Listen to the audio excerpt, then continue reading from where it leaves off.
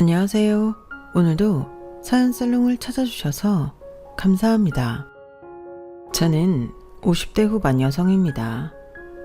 저에게는 결혼 적령기인 아들이 하나 있고 첫째랑은 나이가 좀 있는 딸이 있어요. 딸은 20대 중반 대학생이라 아직도 제 눈엔 애기 같아 보이긴 하지만 결혼을 앞두고 있는 곧 한 가정의 가장이 될 아들을 보면 참 만감이 교차합니다. 가난아기였던 아이가 언제 이렇게 커서 어른이 된 건지 전에도 문득 한 번씩 느끼긴 했지만 자식을 키운다는 건 참 익숙할 법한데도 매일이 새로운 느낌이 드네요.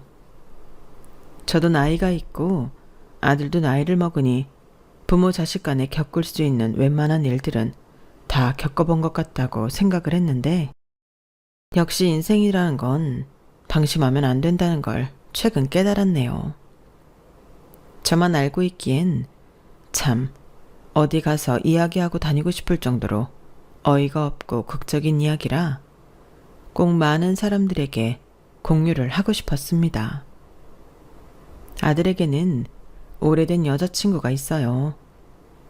결혼을 앞둔 아들에게 결혼 상대는 당연하게도 그 여자친구였죠. 예비 며느리는 아들과는 같은 과 선후배 사이여서 6년 정도의 긴 연애 끝에 결혼하고 싶다는 뜻을 밝히더군요. 연애 기간이 오래됐다 보니 예비 며느리와 저는 안면이 있었어요. 아니, 사실은 안면이 있는 정도가 아니라 꽤나 친근한 사이가 됐죠. 아들이 딱히 여자친구가 있다고 해서 숨기거나 무뚝뚝하게 말을 잘 안 하거나 하는 스타일이 아니라 연애 초부터 저한테 소개도 시켜주고 조곤조곤 이야기도 잘해주는 성격이라 연애 1년 차도 채우기 전에 저도 예비 며느리랑 알고 지내게 되었죠. 지금은 참 잘 지내는 사이지만 처음 그 아이를 만났을 때만 해도 그리 썩 마음에 들지는 않았었어요. 모든 자식 가진 부모들 눈에 상대방이 내 자식보다 한참 모자라 보이는 건 어쩔 수 없겠지만 그걸 제외하더라도 좀 이상한 감정이 들더라고요. 아들이 첫째고 이렇게 각 잡고 사귀는 사람을 소개받은 것도 처음이라서 그런가 싶었지만 사실 객관적으로 봤을 때 애가 나빠 보이진 않았거든요. 수줍긴 해도 예의도 발랐고 싹싹하고 사람이 어둡지 않고 밝아 보여서 원래라면 좋게 봐야 더 마땅할 정도였어요. 서글서글하니 잘 웃고 인상도 좋은 편이었고요. 그런데 함께 있는 시간이 길어질수록 이상하게 설명할 수 없는 괴리감이 들더라고요. 원서가 엄마가 이런 말 잘 안 하는데 네 여자친구 정말 괜찮은 거 맞지? 네? 왜요? 엄마가 보기엔 별로예요? 아니, 딱히 별로라기보단 아니 이게 설명하기 좀 어려운데 촉이 좀 안 좋다고 해야 하나? 엄마가 완전 좋아하실 줄 알았는데 저한테 맨날 밝고 명랑한 사람 만나라고 했었잖아요. 그래, 그랬었지. 그런데 이상하게 뭔가 마음에 걸리네. 내가 봐도 사람은 괜찮아 보이는데. 에이, 엄마한테 무슨 신기 같은 게 있는 것도 아닌데 차라리 마음에 안 들면 안 든다고 하세요. 촉이 안 좋다는 건 제 입장에선 납득도 잘 안 되고 좀 이상하잖아요. 당연히 아들은 제 말을 받아들이지 못했어요. 사실 저라도 그랬을 거예요. 정확한 이유를 못 대고 별로라고만 하면 괜히 심술을 부리는 걸로 밖엔 안 비쳤겠죠. 그래서 제 의견을 더 내세우지는 않았어요. 제 촉대로 여자친구가 사실은 별로인 애였다면 아들이 알아서 쳐낼 거라고 생각했어요. 보기보다 사람 보는 눈이 까다로운 아이라 웬만큼 괜찮은 여자가 아니면 오래 사귀지 않았거든요. 엄마, 오랜만에 서영이 만나실래요? 서영이가 취직했다고 엄마한테도 맛있는 거 한번 사드리고 싶다는데. 뭐? 내가 사줬으면 사줬지. 어떻게 네 여자친구한테 엄마가 밥을 얻어먹니? 에이, 그냥 한번 드세요. 서영이는 엄마랑 만난 거 좋았던 모양인데요. 엄마랑 자주 뵙고 더 친해지고 싶대요. 그래?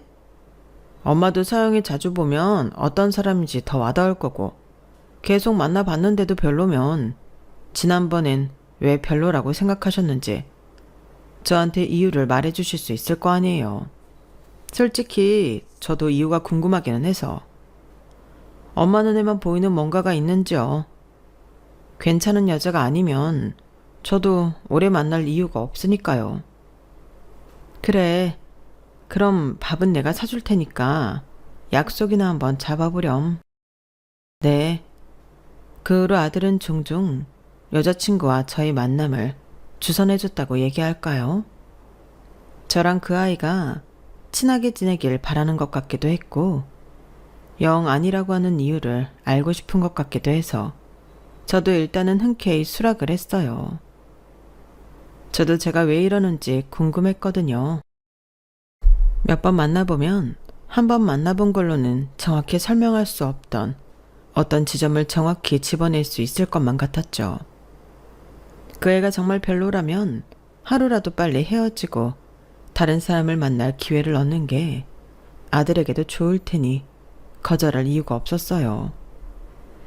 좀 스스로가 극성 엄마처럼 느껴지긴 했어도 어쩔 수가 없었죠.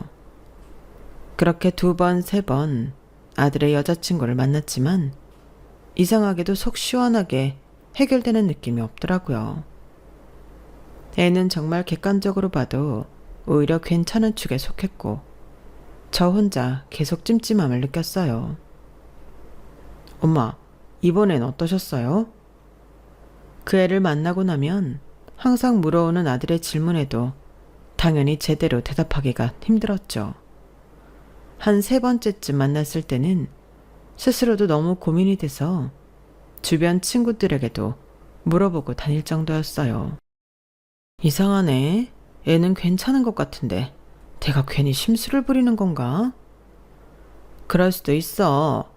아들이 여자친구를 엄청 좋아한다며? 부모들이 다 쿨할 것 같아도 막상 내 눈앞에서 자식이 딴 사람한테 빠져서 그러는 모습, 그렇게 보고 완전히 괜찮은 부모는 없다. 나도 그랬어. 며느리 나쁘지 않은데 밖에서 만났으면 내가 오히려 좋아했을 것 같은데 아들이 하도 싸고 도니까 괜히 짜증나더라고. 나도 이러면 안 된다 생각은 하는데 어쩌겠어? 자식놈 힘들게 키워놨더니 내가 아니라 다른 사람한테 그렇게 지극정성으로 대하면 마냥 보기 좋진 않지. 우리도 부모이기 전에 어쩔 수 없는 인간인 거야. 그런가? 나도 질투를 하는 건가? 근데 아들이 여자친구를 처음 데려온 것도 아니고 그전엔 봐도 아무 생각이 안 들었는데. 니네 아들도 벌써 20대 중반은 넘겼잖아. 여기서 몇 년 더 사귀면 결혼할 수도 있는데 어릴 때 별 생각 없이 사귀던 여자들이랑 똑같이 느껴지겠어? 옛날엔 어이구 좋을 때다. 저러다 헤어지겠지. 이런 마음으로 보다가 이젠 진짜 내 며느리가 될 수도 있겠다는 마음으로 보니까 시선이 좀 달라진 거겠지. 내 눈엔 딱 그렇게 보이는데 그래, 뭐 그럴 수도 있겠다. 나름대로 고민을 여기저기 털어놓고 다녀봤지만 저랑 비슷한 상황인 사람은 많아도 비슷한 감정을 느끼고 있는 사람은 별로 없는 것 같더라고요. 다들 그저 아들이 진짜 결혼할지도 모르는 여자에 대한 막연한 질투 정도로만 받아들였는데 저는 별로 인정할 수 없었어요. 제가 느끼는 감정은 질투나 짜증이라기보단 쎄함에 가까웠거든요. 오죽하면 아들한테 은근슬쩍 생시를 물어봐서 용하다는 무당에게 신점을 보러 갔어요. 그런데 무당이 하는 말이 가관이더라고요. 아들한테는 백년해로 할 수 있는 좋은 여자일 수 있으나 자네한테는 왜요? 나중에 저한테 못하나요? 사이가 멀어지나요? 원수도 외나무다라에서 만난다더니 뭐 그런 격이라고 하시네. 네? 원수요? 무슨 원수요? 원수라는 단어에 심장이 철렁 내려앉는 것 같았어요. 하지만 무당은 천기누설이라며 더 이상 자세히는 말해주지 않더라고요. 원래 신점이나 사주 같은 건 안 믿지만 하도 용하다고 해서 간 거였는데 딱 거기까지만 말을 해주고 자세히는 말을 안 해주니 괜히 가슴만 더 답답해졌죠. 그래서 다른 곳에도 신점이나 사주를 보러 다녔는데 다른 곳에서는 다 좋게 나오더라고요. 아들에게 도움을 줄 수 있는 여자라고 하고 저한테도 잘할 거라 가정이 화목해질 거라면서요. 제가 봐도 아들의 여자친구는 참 요즘 보기 드문 싹싹한 애였어요. 그런데 제가 느꼈던 쎄한 감정이나 신점에서 원수를 만난다고 한 말이 영 걸리더라고요. 하지만 그동안 확실한 이유도 없이 그 애를 별로라고 해왔다가 갑자기 또 신점을 보고 와서 그걸 근거로 들이대면 아들과도 사이가 멀어질 것 같았어요. 지금까지는 제가 하는 소리를 묵묵하게 받아주며 어떻게든 저를 설득하려고 했던 아들인데 딱 한 번 안 좋게 나온 신점까지 들이대면 정말 미친 엄마 취급을 받기 딱 좋겠더라고요. 그래서 일단은 그냥 지켜보기로 했어요.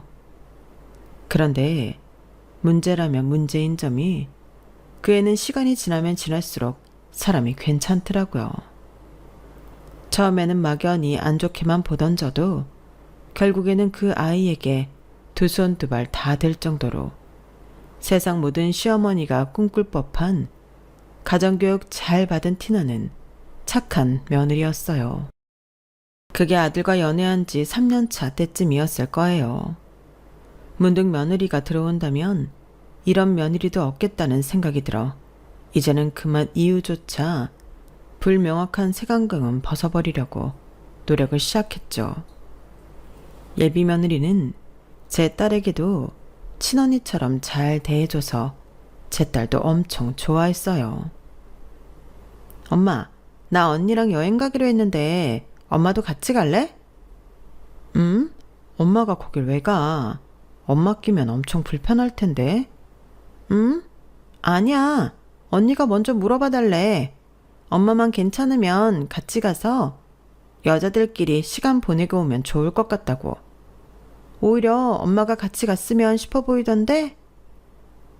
그래?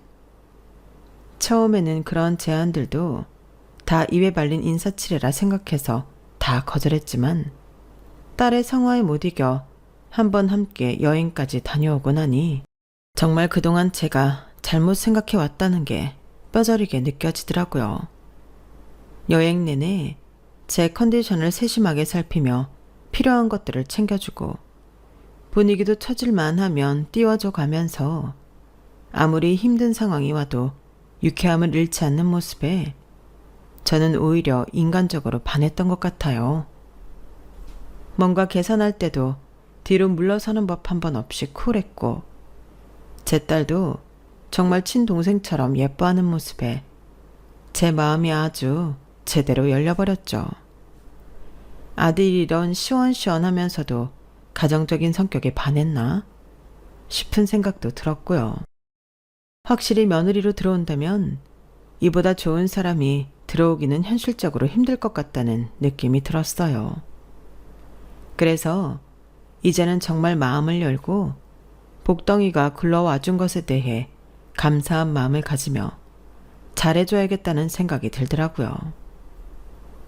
제가 본인을 못마땅하게 생각한다는 걸 알고 있었음에도 끝까지 저와 잘 지내려는 노력을 포기하지 않은 점도 고마웠고요. 그 여행 후로는 저희는 둘도 없이 꿀 떨어지는 사이가 됐어요.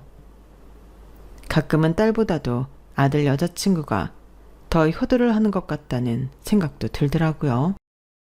명절이면 명절, 생일이면 생일, 저를 알뜰살뜰하게 챙기는 모습에 오히려 제가 나서서 말릴 정도였어요.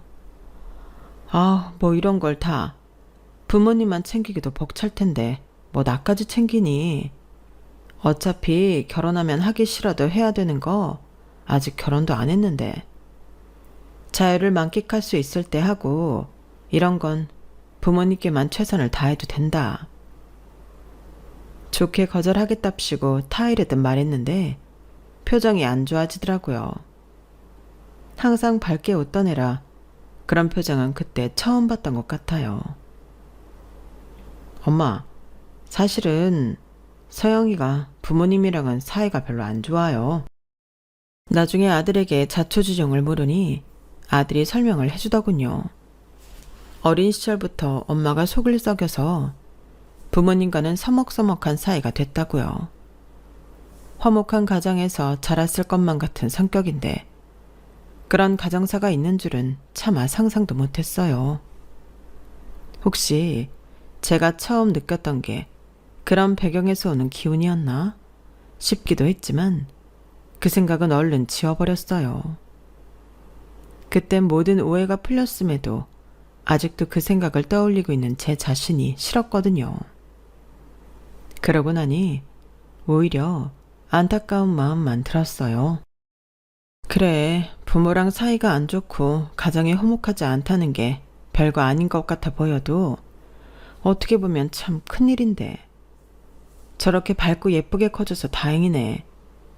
삐뚤어지지 않고 잘 자란 것만으로도 사실 부모한테는 효도하는 거지.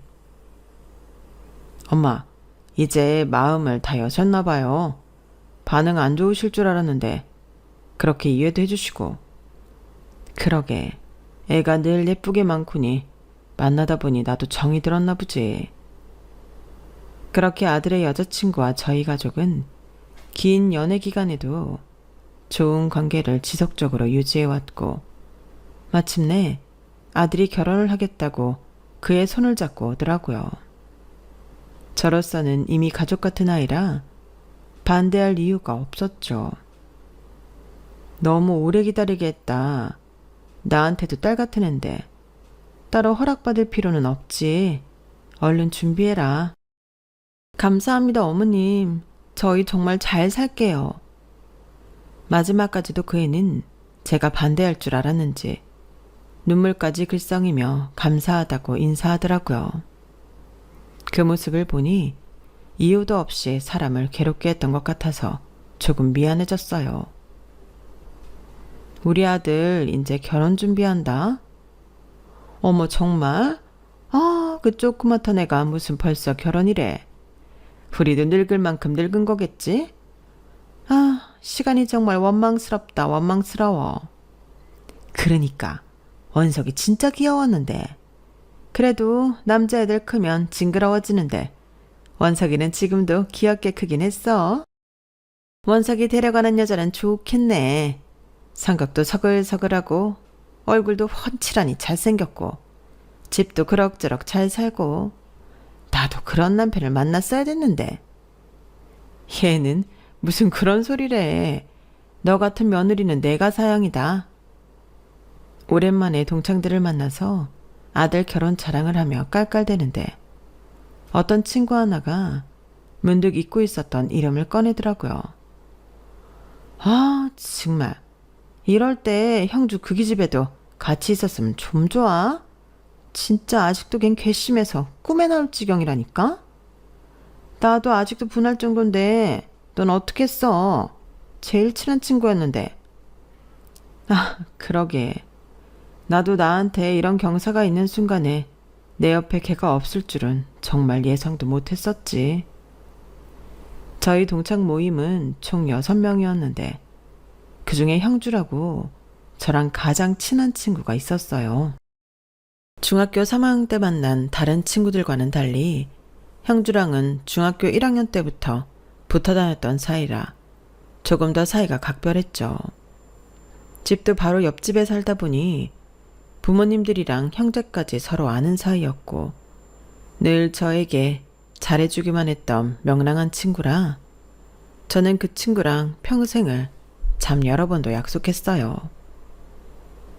우리 우정 진짜 평생 가는 거다. 배신은 사형이야. 같은 아주 유치하고도 귀여운 약속을요. 하지만 그땐 꽤 진지했었는지 그 약속은 저희가 고등학교를 가고 대학을 가고 또 졸업한 뒤에도 쭉 유효했죠. 대학교를 가고 사회를 나가면서 끊임없이 제 곁엔 새로운 친구들이 생겼지만 형주만한 친구는 없었어요. 늘 제 곁을 묵묵히 지켜주면서 알뜰살뜰 제 기분까지 살펴가며 저를 챙겨줬었거든요. 자연스럽게 그 친구랑 있을 때 가장 편안했고 남들에겐 보여주지 않는 제 모습까지 보여주게 됐어요. 어느 순간부터 형주는 친구가 아니라 가족의 범주로 넘어갈 정도였으니까요. 그런데 그 친구는 가정 형편이 좀 어려웠어요. 그래서 가끔 제가 도와줄 수 있는 범위 내에서 도와주곤 했었죠. 미야, 이렇게 또 신세 져서 어떡해? 야, 신세는 무슨 신세야, 우리 사이에. 내가 이 정도 의리도 없어 보여? 그렇게 큰 돈도 아니니까 나중에 상황 나아지면 갚아. 네가 빚진 것도 아닌데 네가 무슨 죄야? 자식이 같이 빚 갚게 하는 부모님이 나쁜 거지. 너는 아무 잘못 없어. 그러니까 걱정하지 마. 형준의 부모님이 사업을 하다 생긴 빚 때문에 어느 순간부터 집안이 기울기 시작했고 온 가족이 빚더미에 앉아 빚을 갚느라 급급했어요. 형준은 돈을 벌어다 거의 빚 갚는 데 쓸 정도로 노력했지만 가끔은 턱없이 부족했던 모양인지 저한테 종종 생활비를 꾸기도 했어요. 제 입장에서는 다른 사람도 아니고 형주가 먹고 생활하는데 필요한 돈인데 안 줄 이유도 없었고 주기 싫다는 불손한 마음 같은 것도 전혀 없어서 달라는 돈에 좀 더 보태서 주기도 했었죠. 제가 그 정도로 그 친구를 아꼈으니까요. 그런데 어느 날 형주가 정말 급하게 연락이 오더라고요. 빚쟁이들이 찾아와 집을 쑥대밭으로 만들어서 당장 큰 돈이 필요하다고요. 그런데 그때는 저도 당장 빼서 도와줄 돈이 없었어요. 형주야, 정말 미안한데 나도 부모님이 잠깐 돈을 빌려가셔서 당장 줄 수 있는 돈이 없어. 어떡하지? 나 정말 도움 요청할 사람이 너밖에 없다미야. 이 돈 못 가져오면 오늘 우리 부모님 진짜 죽어. 나 어떡하지? 나 어떡하니 미희야. 목 놓아 우는 친구를 보니 마음이 너무 아파서 미치겠더라고요. 그때 갑자기 모임 통장이 떠올랐어요. 저희끼리 해외여행을 한번 가자고 학생 때부터 쭉 모아왔던 통장이었거든요. 오랫동안 모은 거라 그 안에는 1,000만 원 정도 돈이 들어있었어요. 물론 그 안에는 형주가 낸 돈도 있었죠. 형주야, 잠시만 기다려봐. 내가 애들한테 물어봐 줄게. 저는 곧바로 저희 모임의 부방장에게 전화를 걸었어요. 선미야, 나 미희인데 형주가 정말 급하게 돈이 필요하다고 하는데 그게 1,000만 원 정도래. 많이 급한 거라 나도 내 돈을 빌려주고 싶은데 당장 추중에는 목돈이 없어서. 생각해보니 우리 같이 모으는 모임 통장에 돈이 1,000 정도 있으니까 잠깐만 이걸 형주한테 빌려주면 어떨까? 어차피 거기 형주 돈도 들어있으니까. 뭐? 이걸 우리가 어떻게 모은 돈인지 너도 잘 알잖아. 이걸 개인 사정으로 한 명한테 몰아서 빌려줘 버리면 어떡해? 이제 슬슬 통장 깨자고 애들 다 설레하고 있었는데 그건 좀 아니지 않아? 그렇기는 한데 사람이 급하다잖아. 친구가 죽겠다는데 어떻게 외면을 해. 그땐 시기가 하필이면 애들이 모임 통장을 깨서 여행 계획을 잡자고 이야기가 나올 때였어요. 1,000만 원이면 충분히 모았으니 자녀 금액은 각자 지갑에서 충당하고 호텔과 숙소를 잡자고 하던 중이었죠. 저도 그 얘기가 나온 지 얼마 안 돼서 이런 부탁을 하기가 참 민망하고 껄끄러웠어요. 하지만 돈이 필요한 당사자가 꺼내기엔 더욱 어려운 말일 거란 생각이 들어 기꺼이 대신 나서줬던 거죠. 형주가 죽겠대? 많이 힘든 거야? 상황이라도 잘 설명을 해줘야 애들을 설득해 볼 거 아니야. 제 설득에 넘어간 건지 부방장 친구가 귀를 기울이기 시작하더라고요. 그때가 유일한 기회인 것 같아서 저는 형주의 가정사를 간략하게만 말해줬어요. 부방장 친구는 가만히 얘기를 듣더니 자기가 애들을 설득해보겠다고 했어요. 설득이 먹혀들었는지 애들한테서 한 명씩 전화가 오더라고요. 뭐야? 형주게 그렇게 힘든 거였으면 진작에 얘기를 하지. 만났을 땐 티 하나도 안 내서 몰랐잖아. 나중에 천천히 갚으라고 해. 어차피 거기 형주 돈도 있으니까 본인이 낸 돈 빼고 갚으면 되지. 친구들은 다행히 이해해주는 분위기였고 다들 한의리하는 성격이라 모임 통장돈을 빌려주는 것에 동의를 했어요. 모임 방장이 저여서 통장은 제 명의의 계좌로 되어 있었고 그래서 친구들의 동의를 얻자마자 바로 돈을 빼서 형주에게 붙여줬죠. 미야, 정말 고맙다. 덕분에 내가 살았어. 내가 이 은혜는 정말 평생 잊지 않을게. 내 은혜라고 할 수 있나? 친구들이 도와줘서 가능했던 거지. 대신 그 돈은 무슨 일이 있어도 꼭 갚아야 해. 다른 친구들은 나같지 않을 거니까. 알지. 명심할게. 고마워. 사실 저는 그 전에 형주에게 빌려줬던 돈들도 다 돌려받지 못한 상태였어요.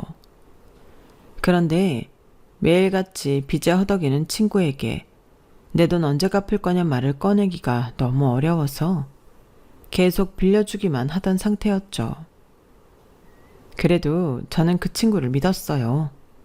의리도 있고 정도 있고 특히나 저하고는 평생 친구할 걸 약속했던 사이기도 하니 형편이 나아지는 대로 천천히 갚아줄 거라고 믿었죠. 그동안 제가 돈을 받지 않고 기다려줬으니 그만큼의 여유와 시간은 벌어줬을 거고 그렇기 때문에 더더욱 다른 친구들의 돈이 섞여 들어가 있는 모임 통장의 돈은 조금씩 나눠서라도 바로바로 갚을 줄 알았어요. 그런데 1년이 지나고 2년이 지나도 빌려간 통장 돈에 대해서는 아무런 말이 없더라고요. 친구들 사이에서도 슬슬 말이 나오기 시작했고 형주에게 돈을 빌려주자고 나서서 제안했던 저도 내심 불안해지기 시작했어요. 그래서 저도 모르게 어느 순간부터는 그 친구를 좀 다그치기 시작했죠. 형주야, 애들이 언제쯤 돈 갚을 수 있는지 궁금해하는 것 같아. 시기라도 말을 해줘야 애들이 기다리지. 해외여행 앞두고 너한테 돈 빌려준 건데 그 정도는 예의상 말해줘야 하지 않을까 싶은데. 뭐? 너는 내가 얼마나 힘든지 아는 애가 그런 소리를 해? 다른 애들은 몰라도 네가 어떻게 이래. 내가 언제까지 갚을 수 있을지는 나도 몰라. 내 상황이 나아질 기미가 보여야 말을 하지. 너는 거기서 날 보호는 못해줄 망정 같이 쪼고 있니? 나도 애들 볼 면목이 없으니까 그렇지. 애들 제일 들떠있을 때 그 돈 너한테 빌려주고 쓰자고 제안한 사람이 난데 나도 애들한테 할 말이 필요해서 그래. 내가 어련히 알아서 갚을 수 있을 때가 오면 이야기할게. 사람 좀 그만 들들 볶아. 저도 저지만 본인을 위해서 이야기한 것도 있었는데 오히려 불같이 화를 내니 말문이 막히더군요. 그쯤 되니 저도 너무 화가 나서 쏘아붙였죠.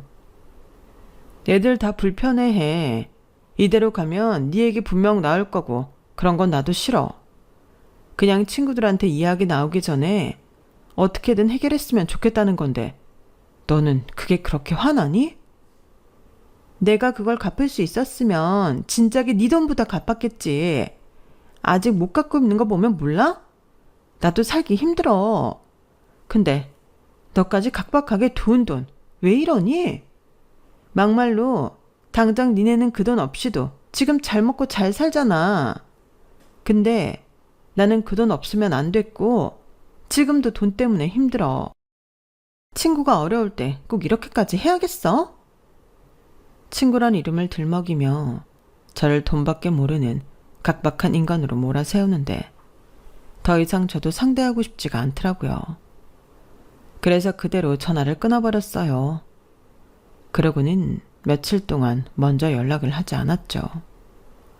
그런데 그 후로 친구들한테서 그 애의 안부를 묻는 연락이 많이 오더라고요. 너는 형주랑 연락하지? 형주가 갑자기 전화를 안 받더라.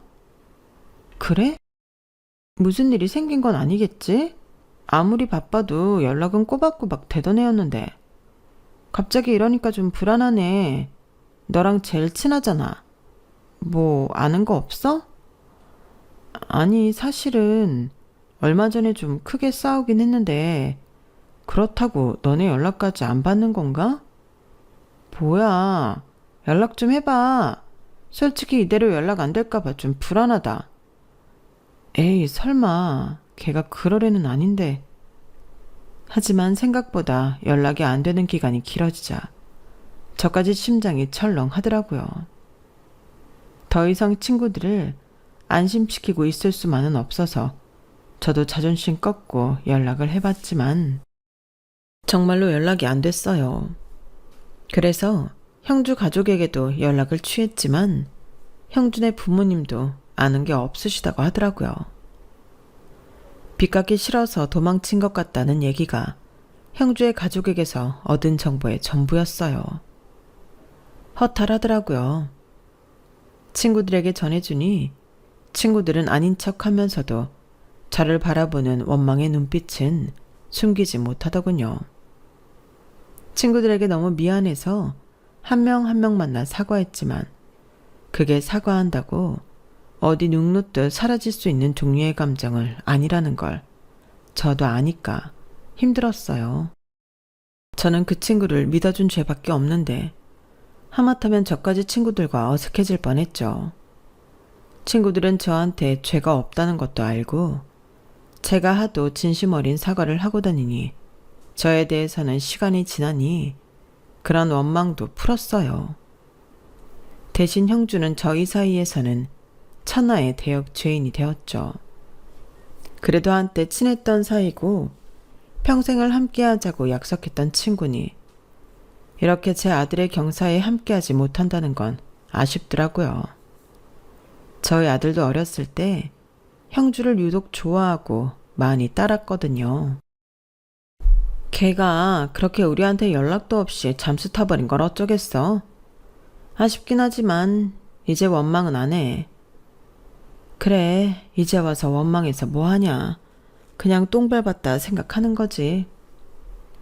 세월이 좀 지나서 친구들도 그 사건에 쿨해졌어요. 오히려 그런 애를 내 자식 결혼시킬 때까지 달고 있었으면 더 큰 뒤통수를 쳤을지도 모른다는 생각이 들어서 차라리 사전에 잘라내길 잘했다는 생각은 들더라고요. 시간은 빠르게 흘러 드디어 상견례 날이 되었어요. 예비 며느리는 부모와 사이가 좋지 않다 보니 저와 남편이 계속 신경 쓰이는 눈치였는지 상견례 전 마지막 날까지도 저희에게 신신당부를 하더군요. 저희 엄마가 좀 성격이 괴팍하세요. 혹시나 어머님 아버님 불쾌해하셔도 제가 다 말릴 테니까 너무 기분 상하지 않으셨으면 좋겠어요. 아우 알겠어. 너한테 이렇게 충분히 이야기 듣고 가는 거니까 걱정 말거라. 오죽하면 자식이 이렇게 불안해서 예비시댁에 양해를 구할까 싶어서 준 마음이 찜찜하긴 했지만 예비 며느리는 또 죄가 없으니까 생각하고 상견례 장소에 갔죠. 어머님 아버님 오셨어요? 그래. 근데 부모님은? 부모님은 시간이 좀 더 걸릴 것 같다고 하셔서요. 제가 먼저 왔어요. 저희끼리야 워낙 친해진 사이니 기다리는 게 지루하진 않았지만 같은 집에서 출발하면서 왜 부모만 이렇게 심하게 늦는지 의문이 들더라고요. 약속 시간으로부터 40분이 지나서야 모습을 드러냈어요. 저희도 인간인지라 살짝 화가 나기 일보 직전이었죠. 안녕하세요. 많이 늦으셨네요. 아, 차가 좀 막혀서 미안합니다. 안절부절 못하는 며느리를 봐서라도 참으려고 했는데 사과하는 폼이 인간 같지가 않아서 화가 나더라고요. 그런데 한마디 쏘아 붙일까 고민하면서 맞은편에 앉은 사돈댁을 보는 순간 갑자기 심장이 철렁 내려앉더라고요. 아니, 너 형주 아니니? 어머나? 세상에 살다 어떻게 이런 우연이 있는지. 제 앞에 마주 앉은 그 뻔뻔한 사돈댁은 다름 아닌 친구들의 돈을 떼어먹고 나른 그 친구더라고요. 솔직히 마주보고 앉아있으면서도 이게 꿈인가 싶어서 좀 멍했어요. 걔도 마찬가지였는지 경악스러운 눈으로 절 바라보더라고요. 엄마, 아는 분이세요? 아들도 덩달아 놀랐는지 제 눈치를 살폈어요. 세상에, 그 원석일 줄은 난 꿈에도 생각을 못했네. 원석아, 이모 생각 안 나니? 형주 이모야. 너 초등학교 입학할 때 이모가 책가방도 사줬는데? 네? 아, 야 김영주, 너 어떻게 이렇게 뻔뻔하게 우리가 널 얼마나 찾았는 줄 알아? 어느 날 소리 소문 없이 사라져서 무슨 일이라도 일어난 줄 알고 다들 얼마나 걱정했는데. 얼굴 보니 잘 살고 있는 것 같다. 뭐? 날 걱정해? 니들이 퍽이나 날 걱정했겠다. 나이 이만큼 먹었으면 그냥 솔직하게 말해도 돼. 다른 목적이 있어서 날 찾은 거겠지. 애들 앞이라 나름대로 생각해서 돌려 말했는데 생각 없는 이 기집애는 그 와중에 멍청하게 저를 떠보더라고요. 그래서 저도 숨길 거 없으니 솔직하게 다 이야기했어요. 다른 목적 뭐? 네가 하도 힘들다고 징징대서 애들 설득해서 모임 통장 돈 빌려줬더니 그 돈 다 떼먹고 잠수 탄 거 맞아? 그 돈 돌려받으려고 너 찾은 것도 맞지? 근데 넌 부모님한테도 어디 갔는지 안 알리고 사라져버렸더라. 어디 가서 빌빌대면서 살고 있나 보다 싶었는데 생각보단 얼굴이 좋네. 뭐라고? 너 지금 애들 앞에서 무슨 말도 안 되는 소리를 하는 거야. 너 진짜 죽고 싶니? 왜? 내가 못할 소리라도 했어? 유일하게 끝까지 믿어줬던 친구 뒤통수나 치고 내 돈 다 떼먹은 것도 모자라서 다른 친구들한테까지 민폐 끼치고 그 돈 갚기 무서워서 숨어 살던 네가 나 죽일 깜냥이나 되니? 야, 그럴 깡이 있으면 이제라도 안 늦었으니 우리 돈이나 내놔. 쉽게 빌려주니 남의 돈이 그렇게 웃어? 이자까지 쳐서 몽땅 받아낼 거니까 돈이나 내놓으라고. 아, 애들 결혼한다고 모인 자리에서 왜 이렇게 돈 타령이야? 어? 내가 그 돈 갚느니 너 죽이는 게 낫지. 진짜 못 죽일까 봐? 야, 밖에 날씨 좀 봐봐. 아주 그냥 네 장례 치르기 딱 좋은 날씨다. 엄마, 그만 좀 하세요. 진짜 제 앞길 망치려고 그러세요? 도대체 왜 이러시는 거예요? 어머님, 정말 죄송해요. 엄마가 얼마를 빌리셨는지는 모르겠지만 제가 다 갚을게요. 정말 죄송해요. 야, 네가 왜 사과를 해? 어? 엄마 잘못한 거 없어. 다 너 키우고 아득바득 살아보려고 하다 보니 이렇게 된 거야. 그게 잘못이야? 그게 잘못인지 아닌지는 네가 판단할 일은 아니지. 잘 됐네. 오늘이 내 장례인지 네 장례인지 한번 보자고. 저는 그 자리에서 부방장이었던 친구에게 전화를 했어요. 미선아, 내 앞에 지금 누가 있는 줄 알아? 아마 넌 상상도 못할 거야. 형주, 기억나지? 우리 돈 거하게 떼먹고 잠수 타네. 그치. 우리가 걔를 어떻게 잊어? 내가 지금 우연히 얘를 만났지 뭐야? 어떻게? 지금 올래? 부방장이었던 미선이는 누구보다 형주를 괘씸해했고 찾으면 가만두지 않겠다고 이를 갈고 있던 친구였어요. 아니나 다를까 노발대발하면서 당장 이쪽으로 오겠다길래 주소를 찍어줬죠. 우리 중에 성격이 제일 불같기도 해서 다른 사람은 몰라도 미선이한테 잘못 걸리면 안 된다는 우스갯소리도 저희끼리는 했었어요. 역시나 미선이라는 이름을 듣자마자 앞에 있던 파렴치한도 살짝 움찔하는 게 느껴지더라고요. 왜? 난 안 무서워도 미선이는 무섭나 보지? 참나, 누가 무섭대? 야, 너 정신 차려. 이런 시어머니 밑에 들어가고 싶니? 이 결혼 없던 걸로 하자. 나는 내 딸 이런 집에 시집 못 보내. 그래, 나는 뭐 너 같은 장모 좋아서 여기 나온 줄 아니? 또 내 아들 등은 살면서 얼마나 처먹으려고. 이 결혼 없던 걸로 해. 야, 김영주. 선정아, 여긴 어떻게 왔어? 미선이가 동창들한테 전화 싹 돌렸어. 마침 가까이 있어서 망정이지. 야, 너 진짜 죽었어. 당장 내 돈 안 내나 이 사기꾼아? 갑자기 찾아온 친구로 인해 상견례 장소는 아수라장이 됐어요. 선정이가 형주의 머리채를 사정없이 휘어잡고 있는데 그 뒤로 미선이와 다른 친구들 서너 명이 더 도착을 했죠. 야, 저기 있다. 저 나쁜 년 오늘 여기서 끝장을 보자. 분노에 가득 찬 친구들이 한꺼번에 덤비는 바람에 오히려 저희 식구들이 놀라서 남편과 아들들이 친구들을 뜯어 말리더라고요. 저는 끼어드는 아들들과 남편에게 조용히 고개를 저으며 눈짓을 했죠. 좀 맞게 냅둬. 우리가 당한 세월이 길어서 그래. 아들들은 좀 망설이는 듯 하더니 남편이 손을 놓자 같이 손을 놓더라고요. 그렇게 친구들에게 좀 두들겨 맞고 차려입고 왔던 옷도 다 늘어질 정도로 만신창이가 되고 나서야 저희 식구들은 친구들을 겨우 떼놨어요. 야, 어떻게 이런 인간을 상견례 때 만나냐? 진짜 신이 도왔어. 아유, 저 며느리 되래도 아주 그냥 인연 얼굴을 쏙 빼닮았네. 야, 얼굴만 봐도 불쾌한데 어떻게 참았니?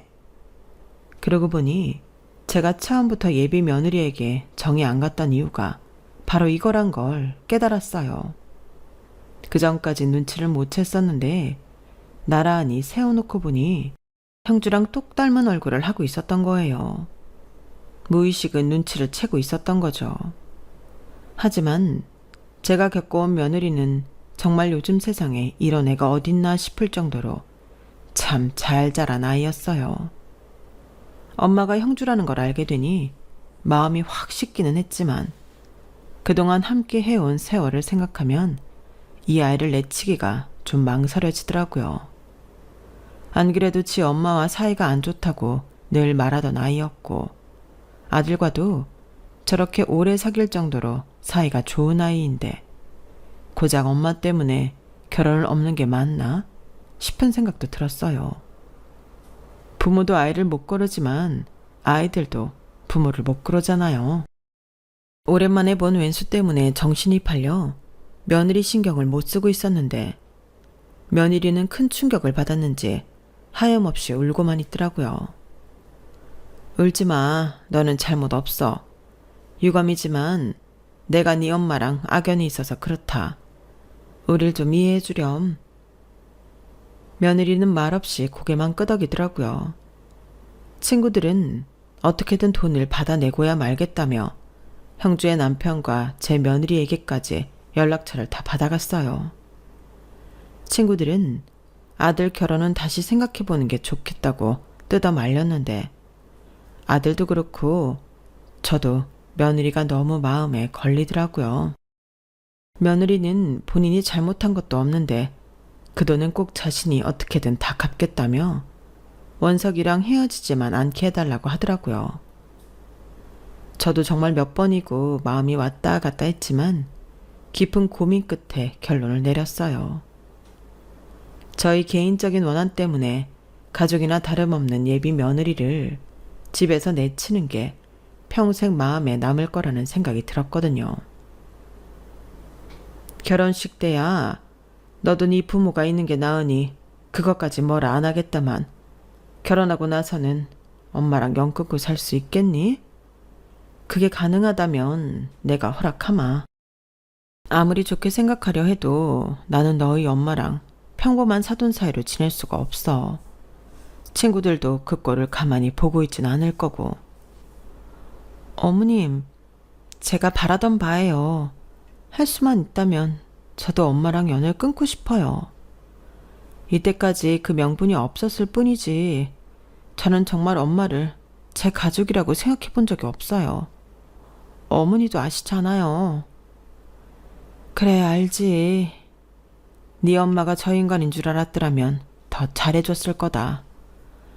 에휴, 인생에서 가장 힘들고 어려울 때 아무 조건도 없이 믿고 도와줬던 친구들한테도 뻔뻔하게 저러는 애가 자식들한테 잘했을 리 만무하지. 나도 네 사정은 이해한다. 그러니 이런 이야기도 하는 거고. 감사합니다, 어머님. 제가 정말 잘할게요. 어머님이 제 부모님이라 생각하고 효도하면서 살게요. 누가 너한테 효도 바라니? 네 엄마랑 안 엮이게만 해주면 나한텐 더 바랄 나위 없는 최고의 효도다. 니네 엄마가 빌려간 돈은 친구들이랑 어떻게든 직접 받아낼 거니까 너는 신경 쓰지 마. 네, 어머님. 이해해 주셔서 정말 감사합니다. 은혜 절대 잊지 않을게요. 저는 그렇게 어렵게 며느리는 받아들이기로 결심했어요. 며느리는 결혼식장에도 부모님을 부르지 않아도 된다고 했지만 그건 좀 아닌 것 같아서 결혼식 날은 제가 참기로 했죠. 고맙게도 친구들도 제가 며느리와 얼마나 잘 지냈는지를 알아서 제 선택을 비난할 법한데도 이해해 주더라고요. 결혼식은 결국 순조롭게 치러졌고 지금은 며느리가 제 부모님과 연을 다 끊은 터라 저는 친구들을 통해 빌린 돈을 갚는 문제로만 형주의 소식을 전해 듣고 있고 그 외로는 전혀 부딪힐 일이 없어요. 듣자 하니 저한테 딸을 빼앗겼다며 제 욕을 엄청 하고 다니는 모양인데 다 제 편인 친구들이 그런 헛소리를 들어줄 리가 없죠. 친구들이 잘 얘기를 한 모양인지 계좌에는 소액이지만 조금씩 돈이 들어오고 있기는 하네요. 정말 원수도 외나무다리에서 만난다더니 하다하다 어떻게 아들 상견례 때 만날 수 있는지. 죄짓고는 못 산다는 말이 딱 이럴 때 쓰는 말인 것 같네요. 제 이야기 함께 해주셔서 고맙습니다. 주변에 좋은 가족과 친구들과 즐거운 일들이 많이 있으시기를 바랍니다. 여러분, 사연 댓글에 응원과 현명한 조언 부탁드려요. 좋아요와 구독은 저에게 큰 힘이 됩니다. 오늘도 좋은 일 가득하세요.